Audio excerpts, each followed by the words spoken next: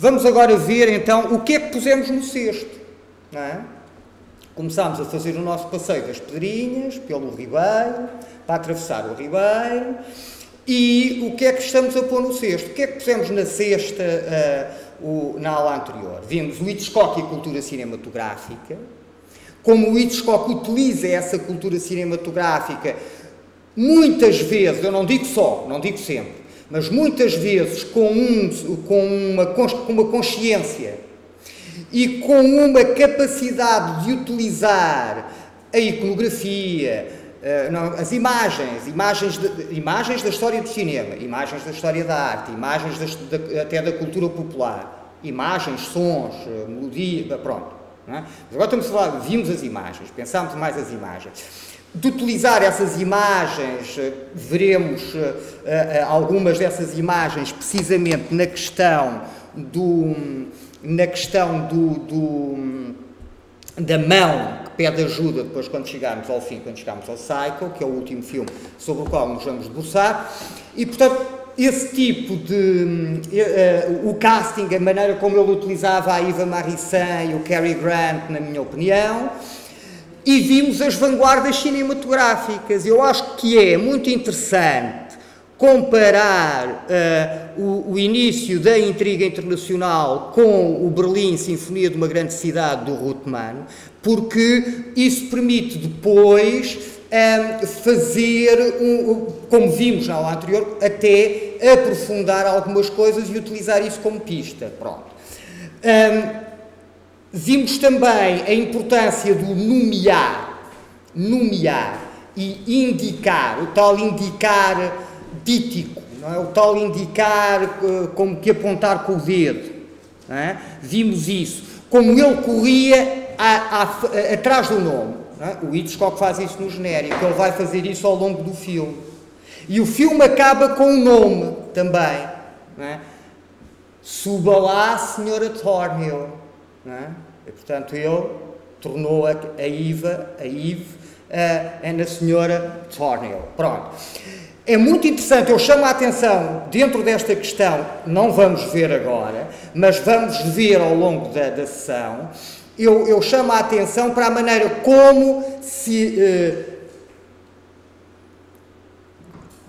vai atrás ou não se vai atrás do nome. Quer dizer, como se a relação com o nome, digamos assim. Não é? O Thornhill vai atrás do nome. O Thornhill quer tirar um nome que lhe chamaram, Kaplan. Não é? Pensando agora só nos nomes. Mas depois, por exemplo, ela não quer que lhe chamem nomes, porque ele há uma cena em que lhe chama nomes, insulta, enfim, não é assim, não diz tu és não sei o quê, mas insinua que ela há uma série de coisas desagradáveis, percebem? A Eve. Mas o espião-chefe, o Van Damme, também, há uma cena em que pergunta, e o senhor, e o Van Damme diz qualquer coisa, não me lembro, veremos mais à frente, não tem nada a ver com isso não vem ao caso, o Van Damme não é nomeável, só é nomeável depois, mais tarde, noutra sequência, no aeroporto de Chicago, no aeroporto de Midway, quando o chefe da agência de contra-espionagem diz que ele é o Sr. Van Damme, e aí foi nomeado finalmente. Reparem, é muito engraçado. E esse mesmo personagem, havemos de ver essa cena, dirá, o Roger pergunta-lhe, então, e senhor? Ele diz, isso não interessa nada. Não, chamam-me professor. Não é? Pronto, portanto, é o professor. Estão a ver? Pronto. Portanto, esta relação com o nome, vimos isso. Nomear e indicar, nomear e apontar. E vimos como a Câmara é capaz de apontar. Não é? Como a Câmara é capaz de apontar. Como há processos cinematográficos que sinalizam, que localizam. Não é? Pronto. E, finalmente, vimos aqueles conceitos dos mille plateaux, do liso e do estriado. Vamos começar agora aí a ver coisas novas e então eu agora preciso de mostrar coisas a partir do computador. Qual é o modelo digamos assim, material visual de um espaço estriado? A tesselagem. A tecelagem que tem sempre uma componente vertical e uma componente horizontal. Estão a ver? E, portanto, ele fala disso depois, se tiverem a edição brasileira, no volume 5, lá para o fim. E depois já vos vou fazer umas citações do livro, um bocadinho antes, olha lá. E, portanto, esta componente vertical e a componente horizontal, é sempre isto. É sempre isto, a tecelagem. E a tecelagem aparece sabem quando? A tecelagem, como a olaria, como a cerâmica, aparecem precisamente quando a humanidade deixa de ser caçadora-recoletora, como se diz nos manuais do liceu, não é? Como se diz muito bem, e passa a ser sedentária. Ou seja, quando em vocabulário de arqueólogo, positivista, do século XIX, se passa do paleolítico, da maneira antiga de trabalhar a pedra, litos, a pedra, para o neolítico, a nova maneira de trabalhar a pedra. Já perceberam que trabalhar a pedra antiga ou à nova não tem interesse nenhum para aqui, era o que distinguia. Não é? Os tipos olhavam para ali, os historiadores estavam muito habituados a ter fontes escritas e, portanto, estavam habituados a chegar ali, pegar num livro e dizer, deixa cá ver o que é que o Heródoto diz destes tipos. Que não tinham escrita e que eram nómadas e que não sei o que é que ele diz dos citas, por exemplo. E havia ali qualquer coisa, havia ali uma fonte escrita. Mas para estes não há, não é? Para os primeiros homens do Neolítico não há fontes escritas. Então eles limitavam-se a colecionar pedrinhas e dizer, olha, esta é lascada, é mais antiga, esta é polida, é mais recente.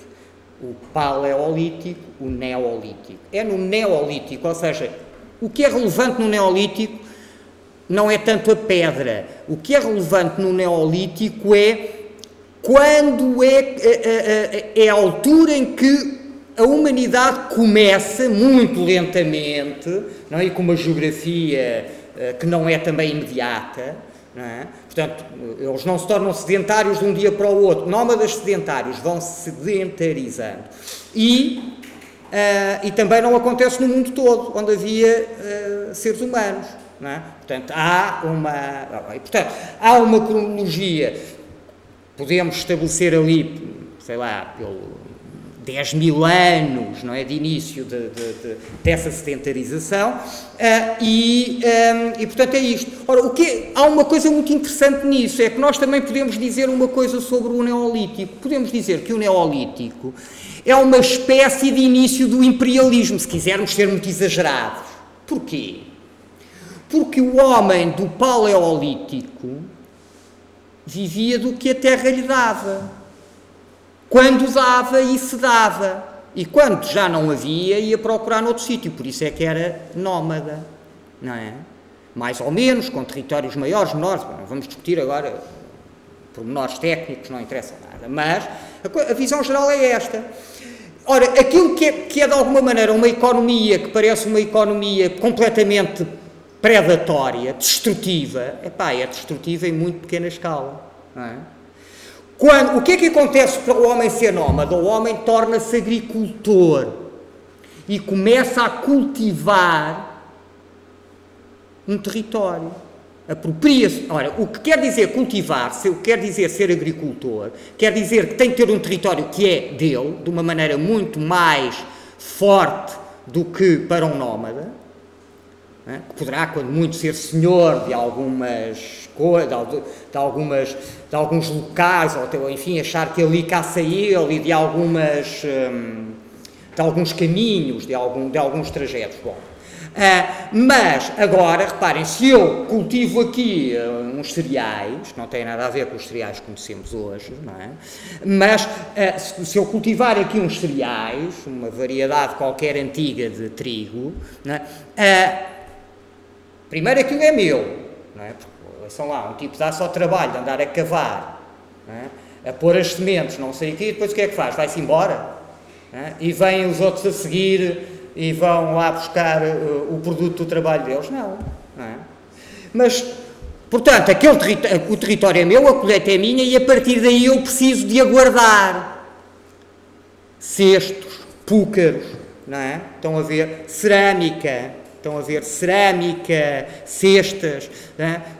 Para guardar as sementes, para guardar, bom, percebem, a farinha, para não sei o quê. Portanto, estão a ver, e começa, isto é meu, tem um sentido diferente, isto é nosso. Bom. E depois, aquilo que parece porreiro, estes tipos não se limitam a tirar à natureza, estes tipos também dão à natureza, cultivando, mas reparem, cultivando o quê? O que dá jeito a mim. Estão a ver? O que dá jeito àquele grupo de seres humanos, o que dá jeito ao ser humano, que não é necessariamente o que dá jeito à lontra do não sei quê, percebem?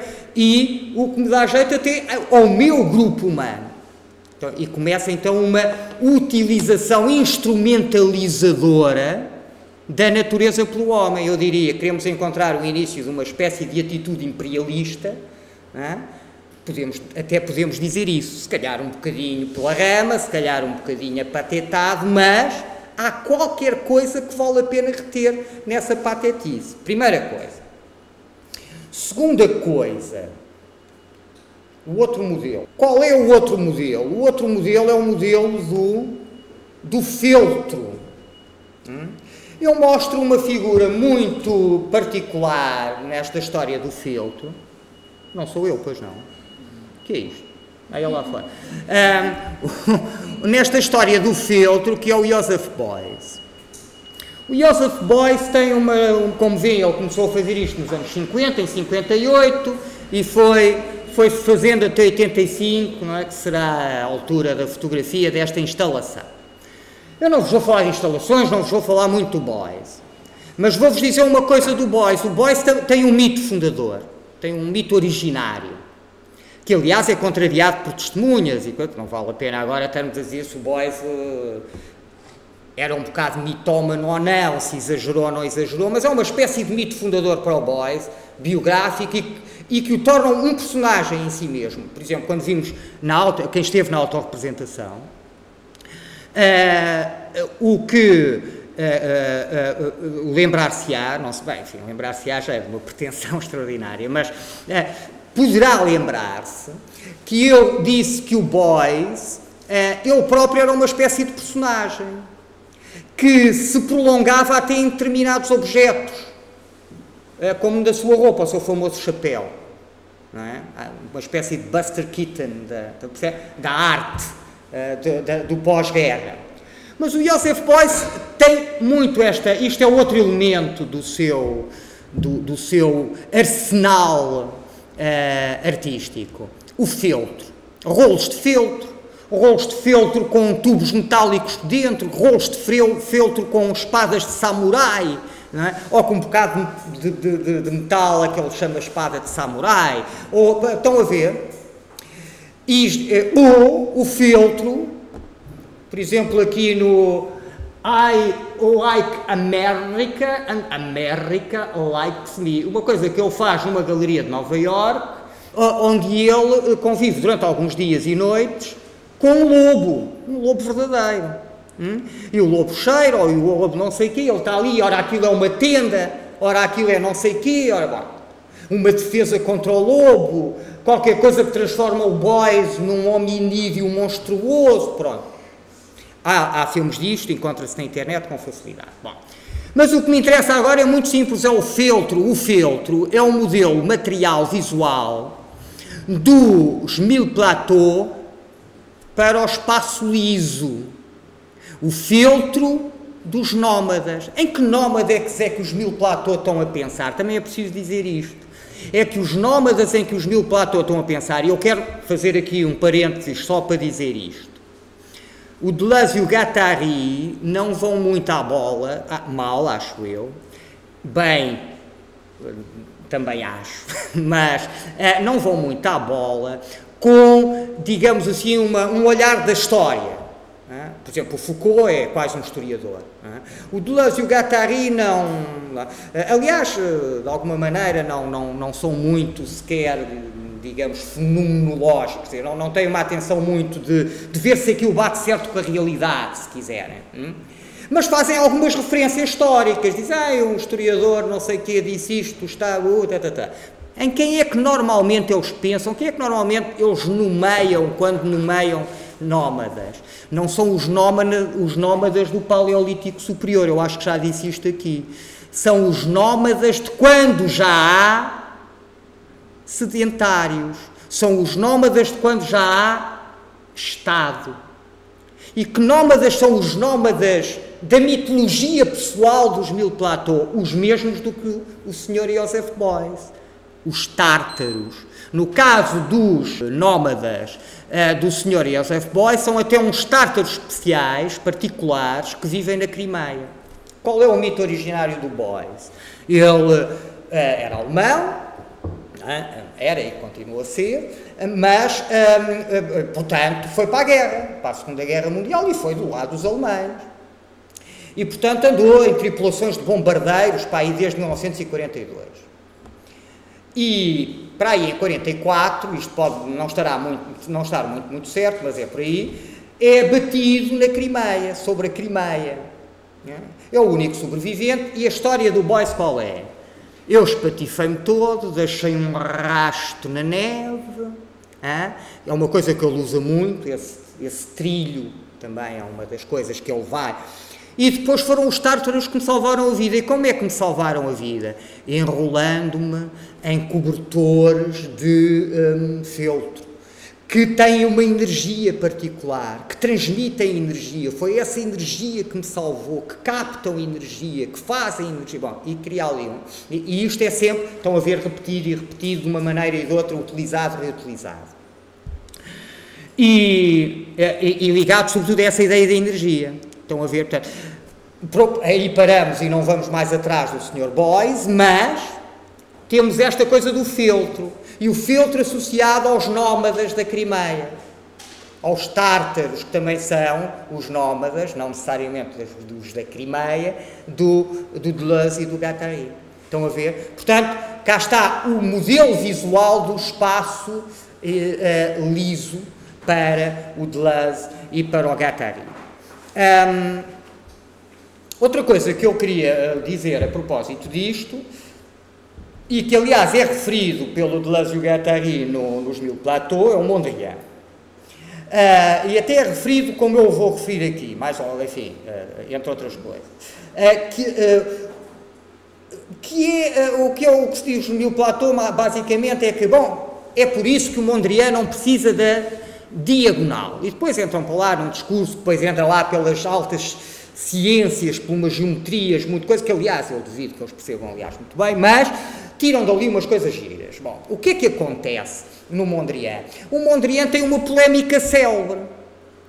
O Mondrian polemiza com o Theo van Doesburg, e até chega a gozar com ele, quer dizer, fazer-lhe uma partida, que é o Theo van Doesburg acha, na esteira do futurismo italiano, que o que é moderno, o que é contemporâneo, o que é próprio do mundo contemporâneo, da máquina, da cidade, do progresso, e portanto de uma arte que se quer do seu tempo, é a diagonal. Porquê? Porque enquanto a vertical e a horizontal parece que nós associamos ao estatismo, ao estar parado, a diagonal parece que associamos ao movimento. E então, o Theo van Doesburg insiste muito nisso e acabará por achar que o Mondrian é um tipo um bocadinho da antiguidade, porque é um gajo mais velho do que os outros, porque só utiliza verticais e horizontais. Porquê que o Mondrian só utiliza verticais e horizontais? Por duas razões. Uma, os Mil Platô dizem claramente, e eu acho que sim que têm a razão, é que a partir de qualquer relação vertical-horizontal se pode estabelecer uma diagonal, não é? E, portanto, ou seja, a diagonal para o Mondrian é de alguma maneira qualquer coisa que não é muito importante, que não é essencial. Segunda, são três, lembrei-me mais uma. Segunda coisa que me parece que há aqui, a espiritualidade mística do Mondrian, que pensa o mundo em extremos em pares opostos que depois se completam, se ultrapassam, e quer dizer que não é um ou outro que ganha, não é 1 mais 2, mas é um 3, que contém os dois e que é outra coisa. E, portanto, pensar o mundo em masculino e feminino, ativo e inativo, estão a ver, noite-dia, caos-ordem, vertical-horizontal, estão a ver? Não. Portanto, por um lado é uma coisa muito modernista, digamos assim, é o mínimo das linhas. Qualquer linha é uma vertical ou uma horizontal ou qualquer coisa entre as duas, a diagonal. Não é? A partir da qualquer coisa a partir da qual se pode traçar a diagonal. Como as cores são isto que vemos, vermelho, amarelo, azul. Para que é que eu hei de pôr mais quando com o vermelho, amarelo e azul faço as outras todas? Estão a ver? Isto é uma espécie de reduzir ao mínimo de algum pensamento modernista. E depois há uma outra coisa que também tem a ver com uma espécie de ativismo modernista, que é isto. É que se eu puser a diagonal, tenho muito medo que as pessoas a vão ler em perspectiva, a vão ler em profundidade. Estão a ver? E, portanto, deixa-me cá ficar pela vertical e horizontal, não é? Como se tudo se passasse em cima do quadro, e não vou gerar uma linha que pode sugerir uma espacialidade que fura o quadro e que entra lá para dentro e que gera uma profundidade para lá do plano da representação. Estão a ver? E, portanto, é muito engraçado que, no entanto, há maneiras de curto-circuitar a grelha autoritária no Mondrian. Reparem bem, o Mondrian faz sempre questão de alguma irregularidade, para começar. Se virem bem, isto tudo parece absolutamente exato, traçado à régua e não sei o quê, mas ele depois faz muita questão, por exemplo, estão a ver aqui, não é? Ou de não chegar ao fim, ou então chegar ao fim e dar a volta. Se nós pudéssemos ver os quadros do Mondrian em espessura, e temos algumas fotografias disso, não é? Por exemplo, a revista Res tem um artigo sobre o Mondrian que fala de um tipo que o radiografou e o fotografou, não sei o quê, que mostra a espessura. É? Aproveita quando são tirados da parede e se tiram das molduras para tirar a formiga e o não sei o que, não é? Vão lá e vai lá e radiografa-os e então é muito engraçado porque muitos destes quadros continuam em espessura. Não é? Portanto, reparem, há aqui uma relação com a linha que é uma linha que claramente ultrapassa, olha, agora que disse ultrapassa, acho uma boa ideia citar já o Deleuze e o Guattari. Então ele diz assim, a linha sem origem, se puderem ir acompanhando, está aqui que é para ajuda, não é? A linha sem origem, pois ela começou sempre fora do quadro, Mondrian começou fora do quadro, ou acabou para lá do quadro, ou, estão a ver, que apenas a toma pelo meio, isto é a tradução brasileira, sem coordenadas, pois ela própria se confunde com um plano de consistência onde ela flutua e que ela cria. Não vos vou dizer o que é um plano de consistência. Um plano de consistência é um conceito complexo, como todos os do Deleuze, e que resistem muito à simplificação, o que é muito bom. Não é? Porque há coisas que não são pura e simplesmente simplificáveis, não são aplanáveis, pronto, e temos de meter isso na cabeça, não são, não vale a pena estressarmos com isso, não são. Não é? E portanto a viagem tem de ser feita, um tipo tem de se meter lá dentro, não é o que explica-me lá o que, mas claro que se pode explicar lá o que é, não vamos fazer isso, bom, não precisamos disso, mas há logo coisas aqui que percebemos, onde ela flutua e flui. Não? O tal um devir qualquer coisa, um devir permanente, não é? Quando eu dizia devir mulher, não é tornar mulher, é um devir mulher, é um estar sempre a ir. Estão a ver? E, portanto, onde ela flutua e que ela cria. Portanto, é esta capacidade criadora da linha de fuga. Não é um ponto de fuga no Deleuze e no Guattari, é a linha de fuga. Os pontos são estar. É aqui. Estão a ver? Bom. Sem ligação localizável, pois ela perdeu não só a sua função representativa, isto são coisas que vêm até da crítica da arte e da história da arte, o Michael Fried, que aliás eles citam aqui nos Three American Painters, diz claramente isso. Não é? O Pollock é uma espécie de... o gajo que pega no Mondrian, por exemplo, e o leva em progresso. Não é? A América é o progresso. Portanto, o Pollock é um pintor do progresso. E, portanto, ele leva aquilo para mais longe, faz uma coisa, faz com a linha coisas que ninguém fez até aí. Não vamos parar agora aí para coisa. Mas é isso. Sem indicação localizável, pois ela perdeu não só sua função representativa, mas toda a função de cercear uma forma qualquer, de cercar, de contornar. A linha tornou-se, através disso, abstrata, verdadeiramente abstrata e mutante, os sublinhados são meus. O bloco visual e o ponto, nessas condições, encontra de novo funções criadoras. Estão a ver? Já não o ponto bloqueado, que não vai a lado nenhum, que não anda, que não tem capacidade criadora, mas o ponto desbloqueado. O ponto criador, como ponto cor ou ponto linha. A linha está entre os pontos, no meio dos pontos, e não de um ponto ao outro. Estão a ver? E não de um ponto ao outro, não daqui para ali. Ela não cerca mais um contorno. Ele não pintava as coisas, mas entre as coisas. Não há problema mais falso em pintura do que o da profundidade. E somente, e particularmente, o da perspectiva. Pois, isto é no volume 4, portanto não é no mesmo capítulo do Lícito Estriado. Pois a perspectiva é tão somente uma maneira histórica de ocupar as diagonais ou transversais, as linhas de fuga, isto é, de reterritorializar o bloco visual móvel. Dizemos ocupar no sentido de dar uma ocupação, fixar uma memória num código, atribuir uma função. De repente aquilo é para alguma coisa. A chave de parafusos só serve para desapertar parafusos. E para quê? Porquê? Porque é que não serve para semear, abrir um buraco e pôr uma semente? Estão a ver? Mas as linhas de fuga, as transversais, são suscetíveis de muitas outras funções além dessa função molar. Também não vos vou explicar o que é molar, peço desculpa. Em vez de as linhas de fuga serem feitas para representar a profundidade, são elas que inventam, além do mais, a possibilidade de uma tal representação. Em vez de serem elas o resultado, são elas as criadoras disso, que só as ocupa um instante.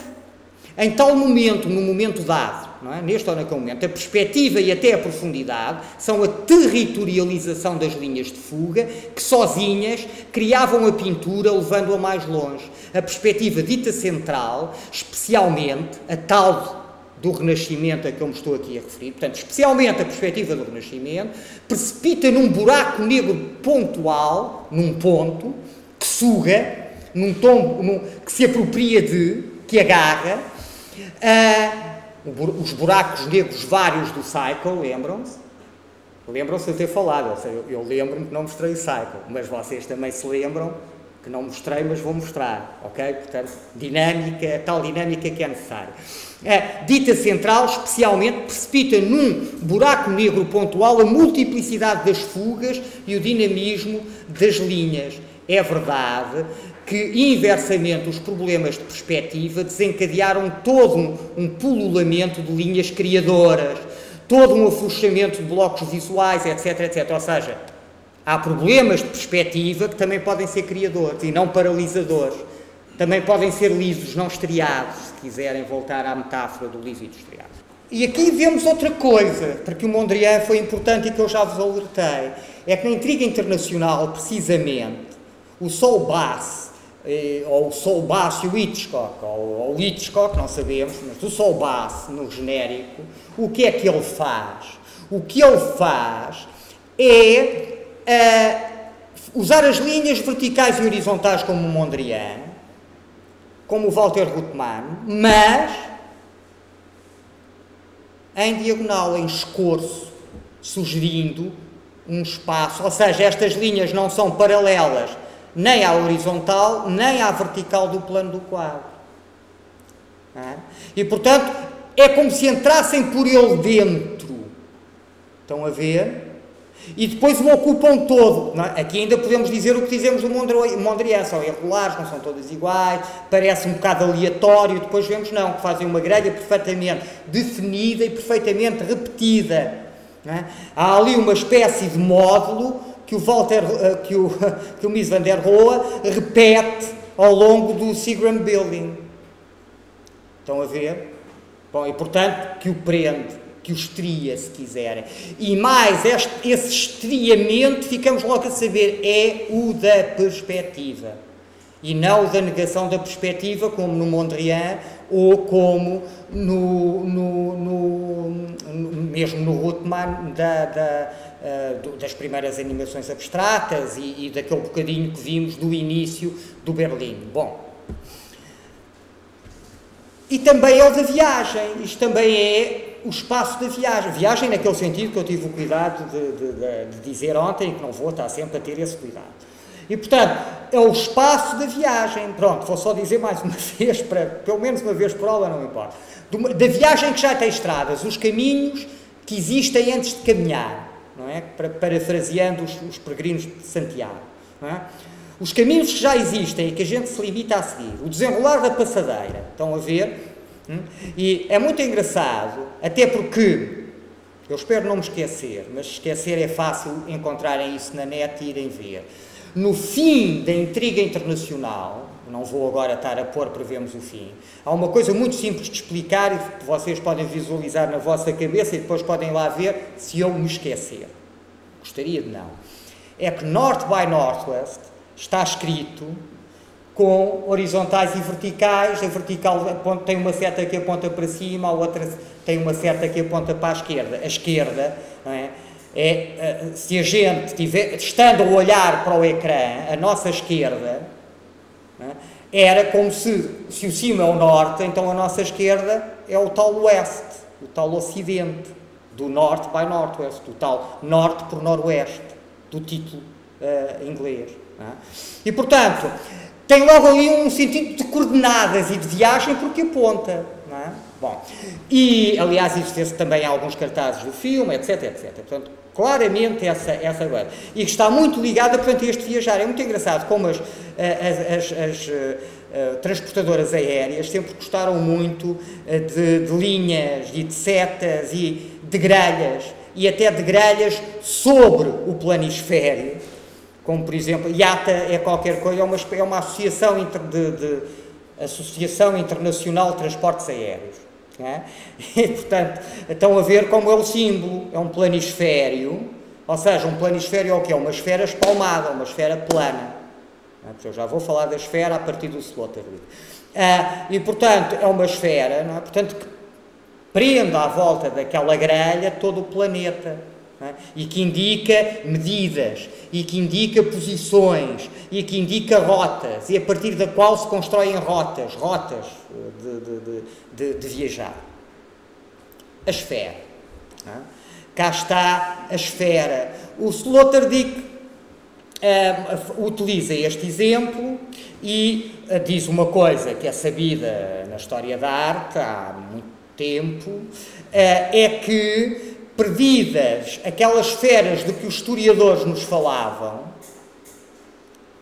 as primeiras esferas, a primeira de que há notícia, creio, porque a última coisa que vi sobre isso foi o texto do Sloterdijk, e ele diz lá isso, e, portanto, não me lembro se há alguma coisa anterior a isso, mas penso que não. Ele está muito bem informado, aliás, ele está muito bem informado, com uma boa bibliografia, e até tem dicas de um grande historiador da arte contemporâneo, que é o Hans Belting, que também é alemão, e que lhe deu umas dicas de leitura, e portanto, o Arquimedes, será o Arquimedes. Ora, o Arquimedes é um cientista, um filósofo, não é? como eles diriam, é um filósofo que estuda aquilo a que nós hoje chamaríamos a física, e que é um filósofo que é do período helenístico, ou seja, da Grécia imperial. Eu posso agora ir cometer um disparate, mas de facto não utilizo muito o Arquimedes, é para aí, e vamos lá ver se depois não vou amanhã ter de dizer, olha, afinal é para aí do século III, eu já vou ver aqui no Sloterdijk, antes de Cristo. Portanto, Grécia imperial, Grécia depois do Alexandre o Grande, a Grécia helenística. Porque a Grécia deixou de ser um conjunto de cidades-estado independentes, com o seu território à volta e tal, mas independentes, que depois foram formando ligas, coligações, não sei o quê, para o pai do Alexandre, o Filipe II da Macedónia, conquistar toda a Grécia, portanto ser rei da Grécia, portanto imediatamente aí passa a ser um todo, um território unificado, no século IV a.C. E depois, ele morre pouco tempo depois, e quem é que herda esse pequeno império grego? O Alexandre, que o vai levar para o Oriente e fazer o maior império que alguma vez a história da região onde nós vivemos, do mundo mediterrâneo, nunca tinha conhecido aquela extensão. Um império, a esfera. Eu se calhar vou-vos mesmo mostrar algumas imagens do Sloterdijk, já agora vou às minhas cábulas do Sloterdijk, e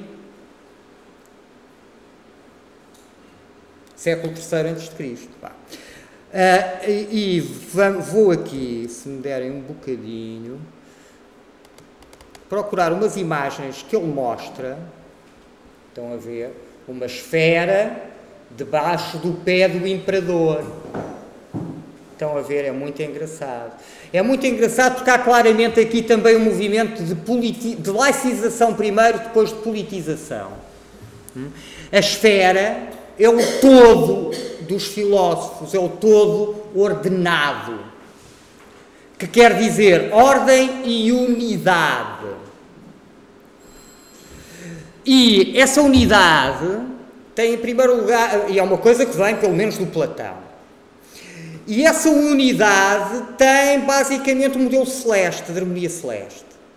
É muito engraçado, aliás, outras imagens de moedas onde aparece a esfera debaixo do pé do imperador, do cavalo do imperador. Pensa-se, por exemplo, que havia uma estátua equestre no Fórum Romano, em Roma, do Júlio César, e que seria uma estátua equestre que por baixo da pata do cavalo teria uma esfera, ou então um escravo a suportar a pata do cavalo. Pronto, mas de qualquer maneira é uma ideia de dominação.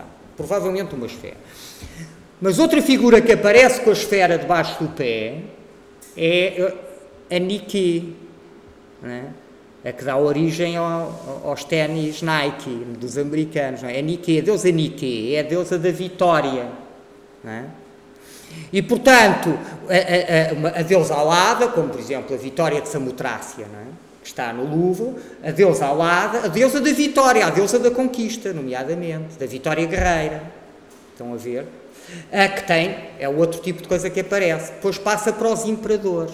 Estão a ver? Portanto, é muito engraçado. Qualquer coisa que vem do domínio do sagrado, dos deuses, não sei quê, e que passa para o mundo dos imperadores. E que depois vai acontecer o quê? Isso tem piada, já agora mostro essa imagem. O que é que lhe vai acontecer a seguir? Aquilo que vai acontecer a todas as imagens, veremos um bocadinho também isso noutra questão, aquilo que vai acontecer a todas as imagens da antiguidade clássica, como nós dizemos, greco-romano. Os romanos apropriaram-se da cultura grega, nomeadamente visual. Os cristãos vão habitar o espaço dos romanos, usar as suas imagens. Portanto, a seguir o que é que vamos ver? A cristianização do globo, mas o globo do imperador. Quem é o imperador dos imperadores? O rei dos reis? O Cristo, o Salvador. E, portanto, o Cristo é o novo imperador do mundo. Não há mais imperadores. Este é o imperador que interessa. Não há mais deuses, não há lá essas pluralidades. Há aquela coisa única. Deus é o próprio uno, tripartido e uno. Deus Pai, Filho e Espírito Santo. Pronto. E, portanto, esta cristianização. E depois um regresso à política. A mão de Elizabeth I, a filha do Henrique VIII, a rainha de Inglaterra, com aquela do tempo do Shakespeare, com a mão sobre o globo, a preparar-se para formar um império. O império colonialista, por excelência, do imperialismo capitalista, tal como é discutido teoricamente pelos marxistas, nomeadamente pelo Lenin, é o Império Inglês. não é o americano, não é? Que é aquilo que a gente pensa hoje, o imperialista americano, não é? Porque nos habituámos a esse tipo de propaganda. Bom, e portanto, ficamos por aqui. Há uma coisa muito engraçada que diz uma citação muito engraçada que o Sloterdijk faz, que é do Nicolau de Cusa, que é um bispo do século XV, que, enfim, ligado, ele não é italiano, mas ligado à cultura italiana, e que é esta. Eu vou mostrar porque lembro-se, é mais fácil. Porque nenhum animal, nenhuma besta, diz o Nicolau de Cusa no De Ludo Globi, é capaz de fazer uma bola rolar, digamos assim, literalmente. Não é? E depois ele comenta, realmente nenhum animal é capaz de apontar com uma bola. Não é? Portanto, quem é que é capaz de fazer uma bola? O ser humano. Estão a ver? Portanto, esta ideia de que aquilo que se pensa relacionado com uma espécie de modelo sagrado, celeste, divino, passa para o humano, inclui o humano. No tempo dos romanos, estou a seguir o Sloterdijk, isto que eu estou aqui a fazer é um resumo daquele texto do Sloterdijk, portanto encontram melhor no Sloterdijk. Bom, há com os imperadores romanos, precisamente esta ideia de que o cosmos, não é? Esse é o todo da humanidade, não é? A ecuménia, não é? A Igreja apanhou essa expressão, é a ecuménica, não é? Portanto, o todo, não é? Para a Igreja, o todo dos fiéis, não é? E, portanto, o conjunto dos habitantes, o conjunto dos seres humanos, pelo menos de um ponto de vista imperial, o conjunto dos seres humanos que habitam o meu território, não é? Bom, portanto, cá está esta figura, que é uma figura muito bem apanhada pelo Sloterdijk, porque é uma figura que provavelmente é um original helenístico. Ele vai buscar, ele aqui cola-se muito a um historiador alemão do século XIX, que, enfim, que está muito atrasado, está muito para trás, coitado, não é? Tipo do século XIX, é um tipo de referência, mas que diz coisas interessantes e que, mas hoje em dia discute-se muito de quando é que será isto. A teoria que a mim me parece que congrega mais enfim, consenso é a teoria de que será um original grego, provavelmente helenístico, não é? Do século II a.C., como está na legenda, e que vai ser, mas que é uma cópia romana, como acontece muitas vezes. Precisamente esse historiador alemão até diz que sabe de quando é que esta imagem será, sendo ou não sendo um original helenístico, quando é que esta imagem será. Porquê? Porque ele diz que nas constelações, o globo está cheio de constelações, não é? Das constelações canónicas do mundo antigo, e, portanto, o Sloterdijk diz muito bem, é um céu bastardo. Porquê? Porque nós temos um titã. O titã são aquelas figuras poderosas antes dos deuses do Olimpo, não é? Contra as quais os deuses do Olimpo têm de lutar basicamente para organizar o mundo. São uma espécie de forças brutas, as forças da natureza, não é? E um desses titãs é precisamente que o pobre Atlas, que tem de segurar, que recebe como castigo ficar a ressegurar a terra, não é? O que é que ele faz, coitado? O que ele faz é não segura um globo. Portanto, é o mundo dos mitos. Não é? Na poesia mítica dos gregos, o que acontece, no tempo dos titãs, digamos assim, o que é que acontece? Acontece que o céu não é uma esfera. A Terra é plana, é pensada como plana, e há uma calote semi-esférica, metade de uma esfera, ainda não é a esfera, estão a ver, que cobre essa superfície plana. Portanto, nós aqui temos uma esfera, portanto, já é a esfera dos filósofos, da ordem, do todo, estão a ver, da unidade, da globalização.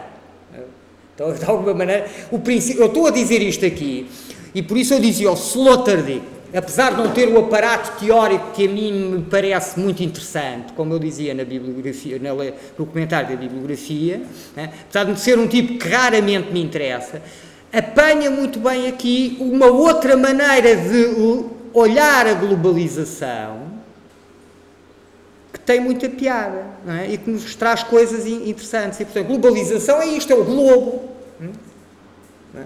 O globo que é o todo. O todo. Portanto, evidentemente que o todo é que a gente pensa hoje não será propriamente intergaláctico, mas é pelo menos o todo do planeta Terra, que ainda por cima também descobrimos é esférico. Não é? Mais ou menos.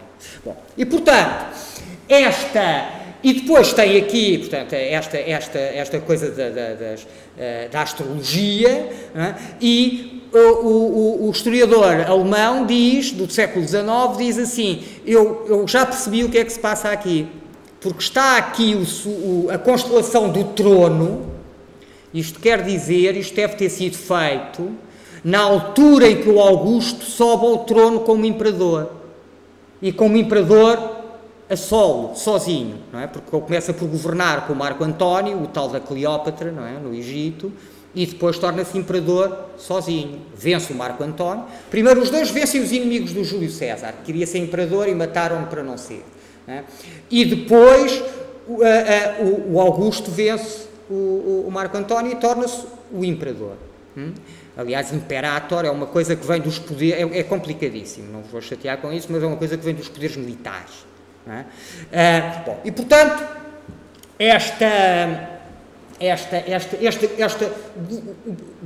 o início da globalização, a esfera dos filósofos, o todo, o ser capaz de formular uma totalidade, não é? Mas um todo, como diz o Nicolau de Cusa, no século XV, é humano. Quer dizer, que besta é que é capaz de fazer uma esfera? Não é? No 2001, a Odisseia do Espaço, a pergunta é mais, que besta é que é capaz de fazer um paralelepípedo? Não é? Estão a ver? Bom, que besta é que é capaz de fazer estas figuras geométricas simples, estereométricas, absolutamente regulares e sem transtornos e sem surpresas? Estão a ver? Bom, um todo humano. É muito interessante, porque é precisamente no período helenístico, ou seja, quando a Grécia se torna um império, e um império de uma vastidão crescente, primeiro, e depois, enfim, um bocado em redução, mas pronto, quando se torna um império, um território vasto, um território a que eu já não pertenço, já não é o meu lugar. Reparem o que faz um império. É porque eu posso dizer, eu sou ateniense, era uma coisa tramada, deixar de ser, não é? Eu sou um cidadão ateniense. Escrevia o meu nome numa concha, não é? E ostracizavam. Estão a ver? Ostracizavam. Atiravam-no ao mar e eu deixava de ser cidadão de Atenas, por exemplo, ou de Esparta, ou fosse o que fosse, não é? Ou de Corinto, não interessa. E, portanto, eu não tinha, era uma pátria, era horrível para um grego, uma coisa terrível. Não é?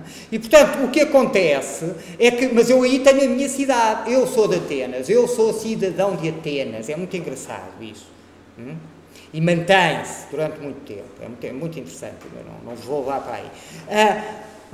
Mas para um tipo do tempo do Alexandre, começa a ser um bocadinho complicado dizer, eu sou um tipo do Império Grego, ou depois para os romanos dizer, eu sou um tipo do Império, eu sou um cidadão romano. Sim, eu sou um cidadão romano, é porreiro, porque tenho uma data de direitos porreiros que me dão uma data de regalias porreiras. Um judeu como o São Paulo podia ser cidadão romano, porreiro, era bestial para ele, mas ele não se sentiria propriamente cidadão do mundo romano, não é?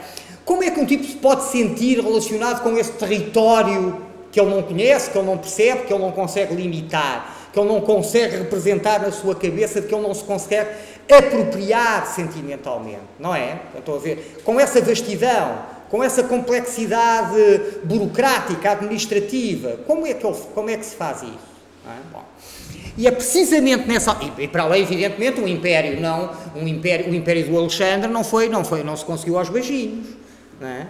por muita diplomacia e bom humor e algumas lendas de que ele chegava lá e diziam todos, toma lá o meu reino, pá, que tu és o maior. De facto, fez-se guerra. Está aqui um mundo que é um mundo de expansão, que é um mundo de conquista, que é um mundo de subordinação.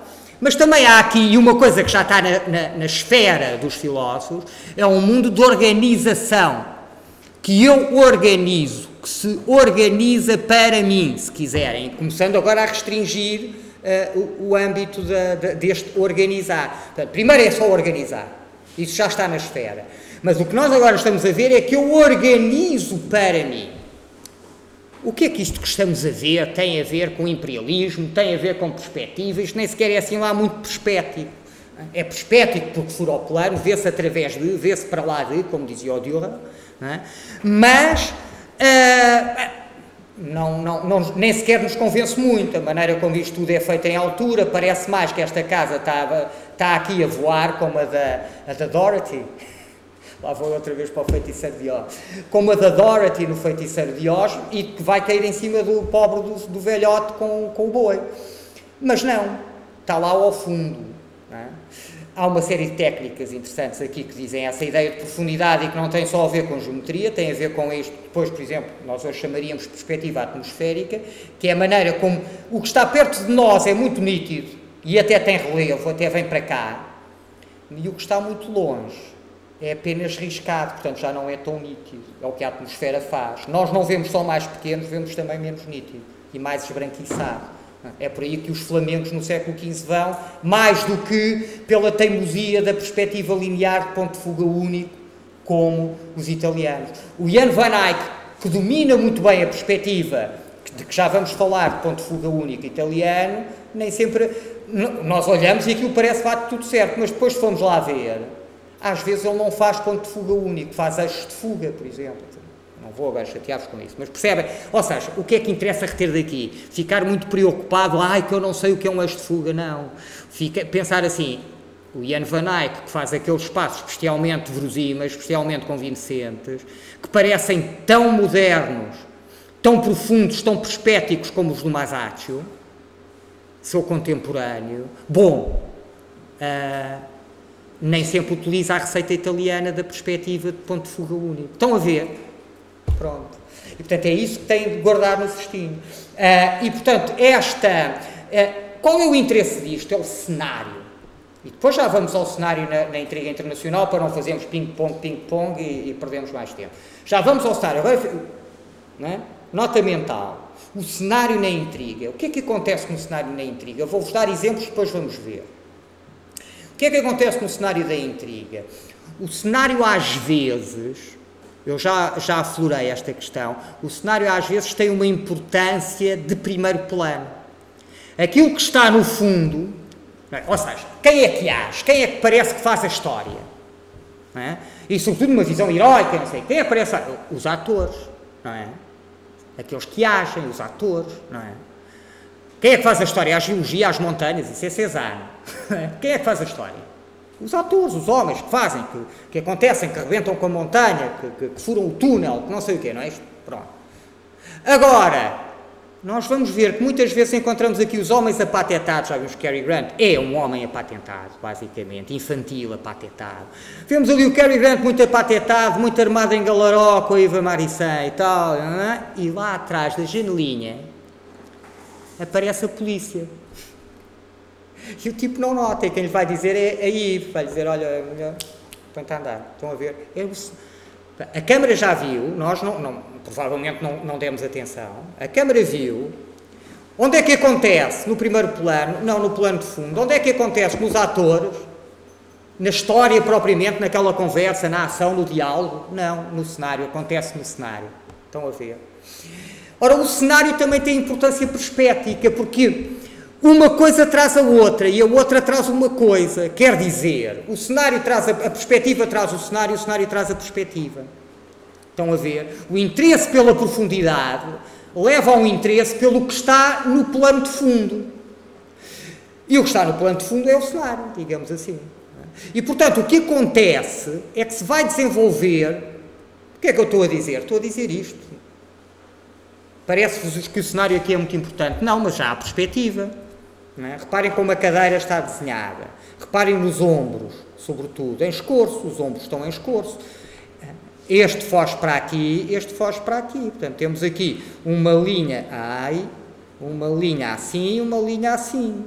Não é? E, portanto, um afunilar profundo. O primeiro plano é, profundamente perspético, passa o pleonasmo. O plano de fundo não há. É um vazio, é assim um éter abstrato. Não é? Ou seja, no século V a.C., aquilo a que chamamos a Grécia clássica, que vem antes daquilo a que chamamos a Grécia helenística. Porque a Grécia clássica ainda é a Grécia onde não há nenhum rei da Grécia, há cidades independentes, onde não há nenhum império do Alexandre. Não é? O Alexandre só nasce depois. Não é? O império do Alexandre é do século IV. Estamos no século V a.C.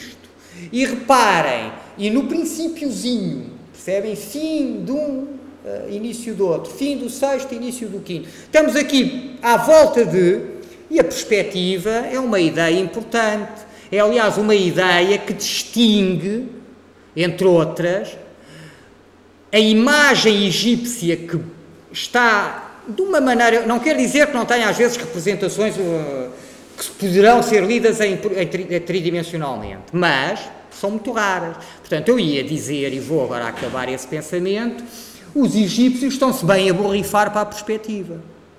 Não é? Não vale a pena dizer porquê, e também são um império. Portanto, ou seja, esta relação também não façam coisas simplistas. Não é?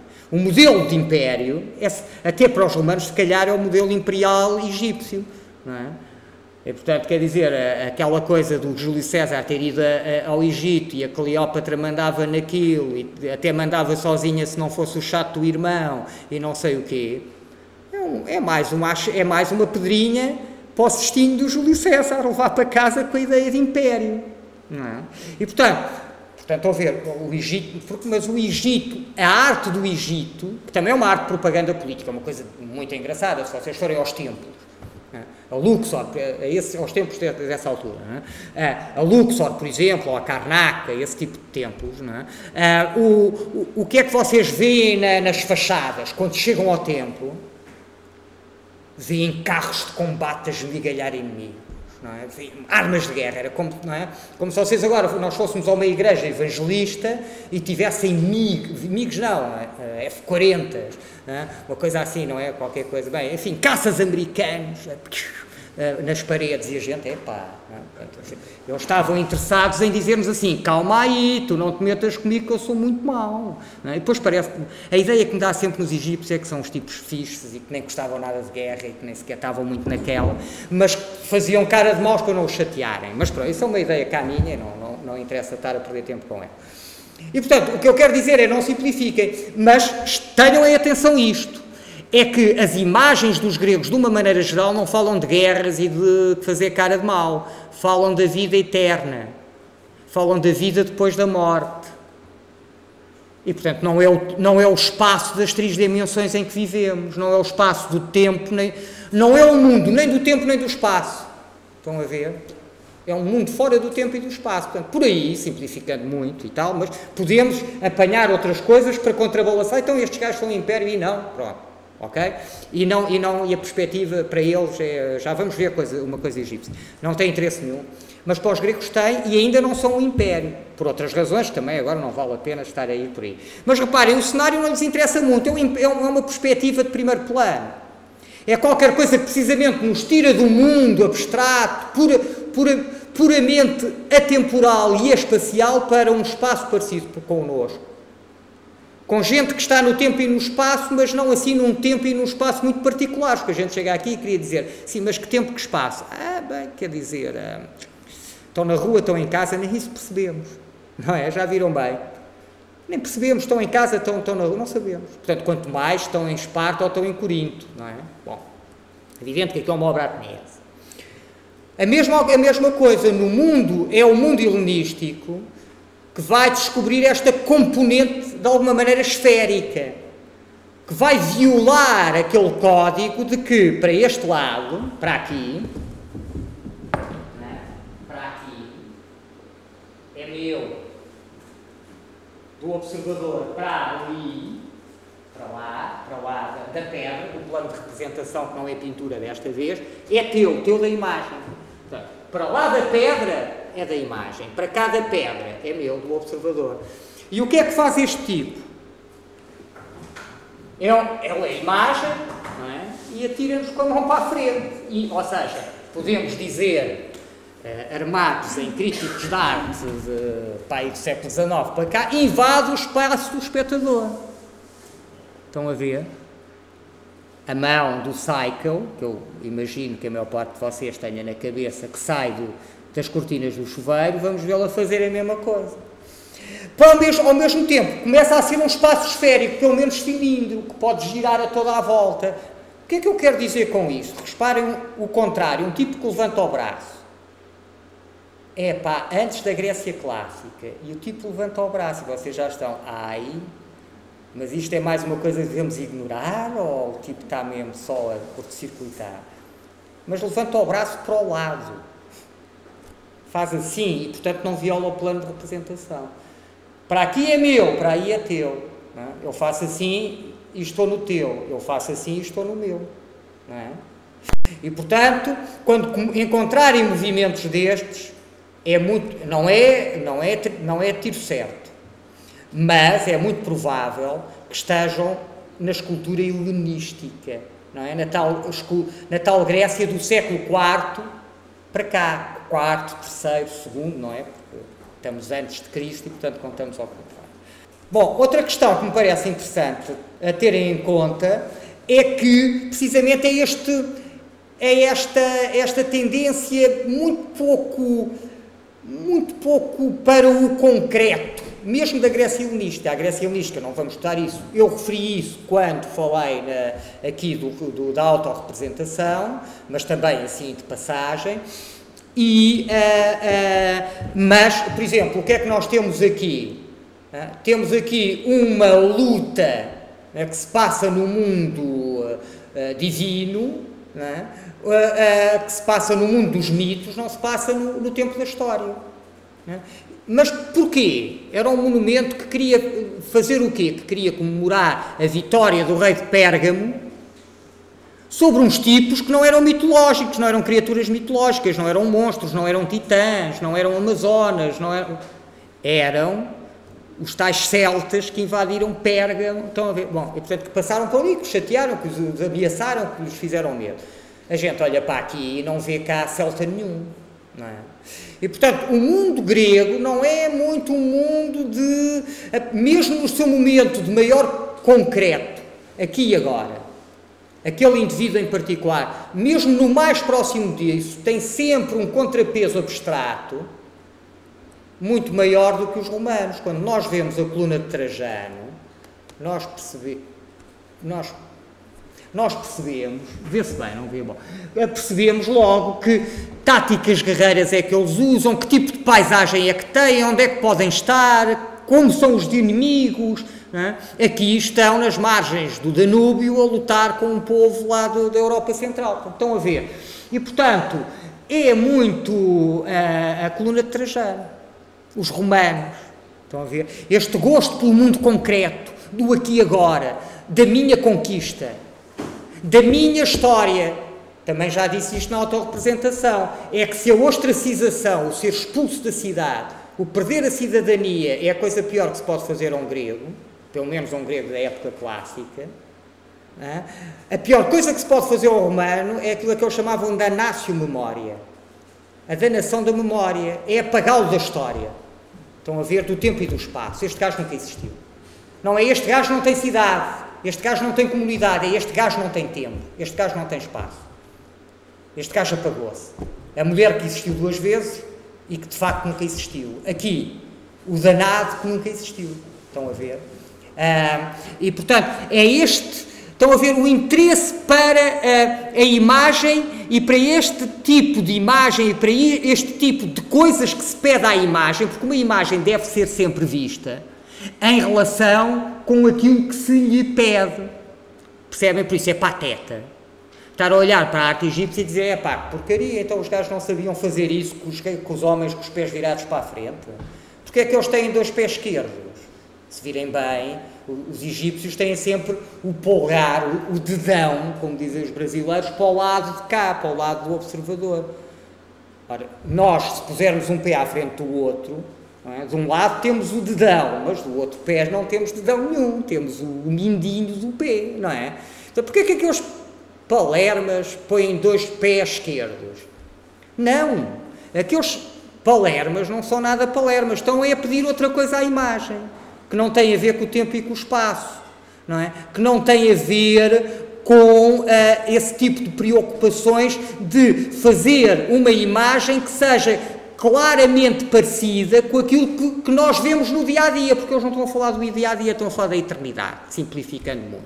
Estão a ver? E quando mostramos imagens como estas, uma das coisas que estamos a querer fazer é que aquilo que se passa, seja o que se passa na história, seja o que se passa no sagrado, como acontece com Masaccio, não é?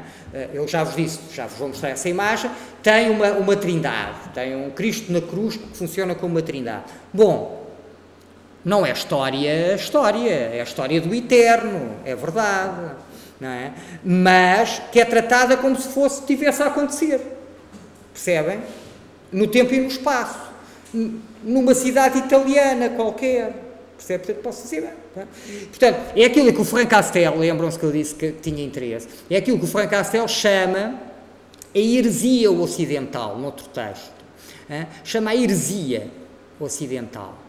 E, portanto, é este trazer do plano dos mitos, do plano do sagrado, do fora do tempo para o tempo, para um tempo e para um espaço parecido com o nosso, porque quando se traz para o espaço do cotidiano, inevitavelmente traz-se para o tempo, não é? E, portanto, traz-se para o tempo, traz-se para o espaço, traz-se para o espaço, traz-se para o tempo, percebem? Portanto, o tempo do dia-a-dia, o tempo aquele tempo em que vivemos, não é? Vamos parar aqui, está bem.